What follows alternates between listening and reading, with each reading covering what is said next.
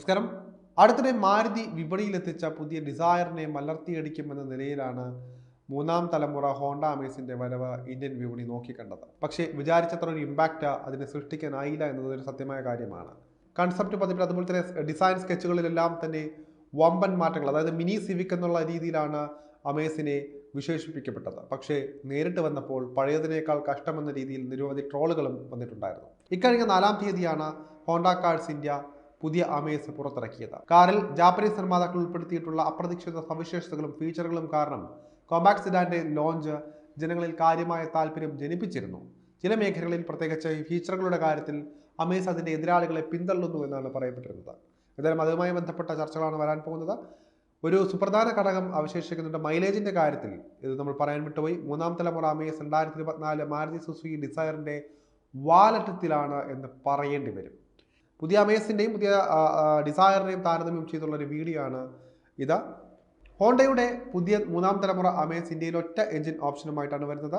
90 bhp max പവറും 110 Nm ടോർക്കും സൃഷ്ടിക്കുന്ന 1.2 litre naturally aspirated petrol എഞ്ചിനാണ് സെഡാന്റെ ഹൃദയം. ഉപഭോക്താക്കൾക്ക് 5 സ്പീഡ് മാനുവൽ അല്ലെങ്കിൽ 7 സ്പീഡ് CVT ഗിയർ ബോക്സ് തിരഞ്ഞെടുക്കാനുള്ള ഓപ്ഷനും ഉണ്ട്.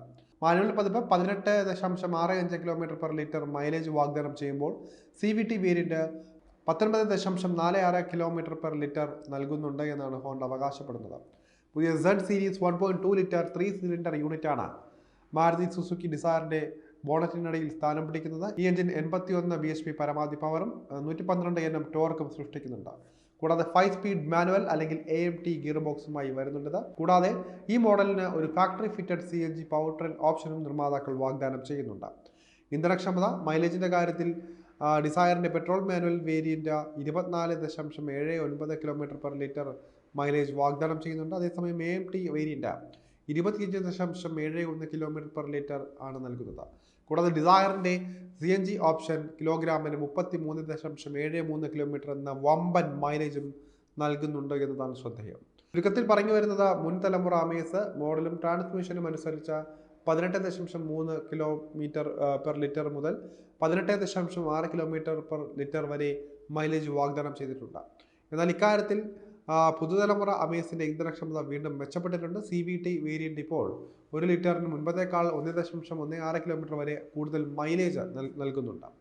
ഇത് അതിൻ്റെ മൊത്തത്തിലുള്ള ഒരു ഇന്ധനക്ഷമത വർദ്ധിപ്പിക്കുന്നു എന്നതും എടുത്തു പറയേണ്ട ഒരു കാര്യമാണ്.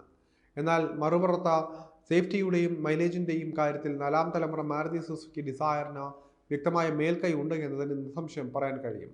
ഗ്ലോബൽ NCAP ക്രാഷ് ടെസ്റ്റുകളിൽ നിന്നും 5 സ്റ്റാർ സേഫ്റ്റി റേറ്റിംഗ്, മത്സരാധിഷ്ഠിത വിലനിർണ്ണയവുമായി ഡിസയർ കാര്യമായ മികവ് പുലർത്തുന്നുണ്ട്. മറുവശത്ത് ഹോണ്ട അമേസ് അഡാസ് പോലുള്ള നൂതന സാങ്കേതിക സവിശേഷതകളാൽ മിന്നിത്തിളങ്ങുന്നുണ്ട്. ഇത് സാങ്കേതികതയെ ഇഷ്ടപ്പെടുന്ന ഉപയോക്താക്കൾക്ക് ആകർഷകമായ ഒരു ചോയ്സാക്കി മാറ്റുകയും ചെയ്യുന്നുണ്ട്.